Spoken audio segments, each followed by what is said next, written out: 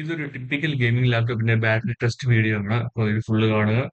ആദ്യം ഈ ലാപ്ടോപ്പ് ഞാൻ ചാർജർ എടുക്കുന്നില്ല. ഇതെടുക്കാതെ ഞാൻ കോളേജിലോട്ട് പോയി. എന്നിട്ട് അവിടുന്ന് ഉച്ച കഴിഞ്ഞ് ഒരു എക്സാം ഉണ്ട്. അപ്പോൾ അതിന് പ്രിപ്പയർ ചെയ്യാൻ വേണ്ടിയാണ് ലാപ്ടോപ്പ് എടുത്തേക്കുന്നത്. അപ്പോൾ ഇതിനകത്ത് ബാറ്ററി മാക്സിമം സേവ് ചെയ്യാനുള്ള എല്ലാ സെറ്റിംഗ്സും ഞാൻ എനേബിൾ ചെയ്യാൻ പോവാം. അപ്പോൾ ആദ്യം ചെയ്യാൻ പോകുന്നത് സിസ്റ്റത്തിനകത്തെ ബാറ്ററി സെറ്റിംഗ്സ് മാറ്റാം. ആദ്യം പെർഫോമൻസ് ചെയ്ത് ബാറ്ററി ബെസ്റ്റ് എഫിഷ്യന്റ് ആക്കിയിട്ടുണ്ട്. ഇനി ഇത് ഏസറിന്റെ ലാപ്ടോപ്പ് ആയതുകൊണ്ട് ഇതിൽ അതിന്റെ തന്നെ ഒരു മോഡുണ്ട്. പെർഫോമൻസ് മാറ്റി ഇത് സൈലന്റ് ആക്കാം. അത് എല്ലാ ലാപ്ടോപ്പിലും സെയിം അല്ല, ഡിഫറെന്റ് ആണ്. പിന്നെ കീബോർഡിന്റെ ബാക്ക് ലൈറ്റ് ഓഫ് ചെയ്തു. എന്നിട്ട് റിഫ്രഷ് ചെയ്തിട്ട് ഞാൻ 144 60 ആക്കിയിട്ടുണ്ട്.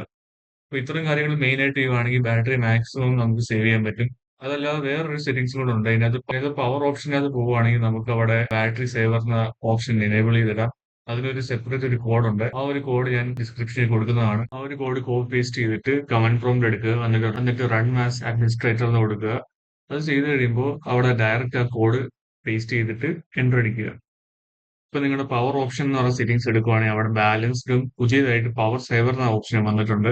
അപ്പൊ ഈ ഒരു ഓപ്ഷൻ ഓൾറെഡി ഉണ്ടെങ്കിൽ ഞാൻ ഇത്ര നേരം പറഞ്ഞ സ്റ്റെപ്സ് ചെയ്യേണ്ട ആവശ്യമില്ല. അത് നേരെ അത് സെലക്ട് ചെയ്ത് വെച്ചാൽ മതി. ഇപ്പൊ ഈ ടെസ്റ്റ് തുടങ്ങിയിരിക്കുന്ന സമയം നോക്കുവാണെങ്കിൽ 9 മണിയാണ്. ബാറ്ററി 80% ആയിട്ടുണ്ട്.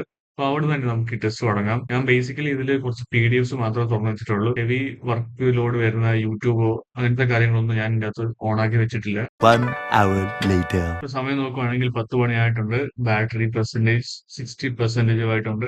അപ്പം ഒരു മണിക്കൂറിൽ 20% ഡിക്രീസ് വന്നിട്ടുണ്ട്. 1 hour later. ബാറ്ററി നോക്കുവാണെങ്കിൽ 35%. അപ്പൊ നേരത്തെ 60 35 ആവുമ്പോൾ 25% ബാറ്ററി ഡിക്രീസ് ആയിട്ടുണ്ട്.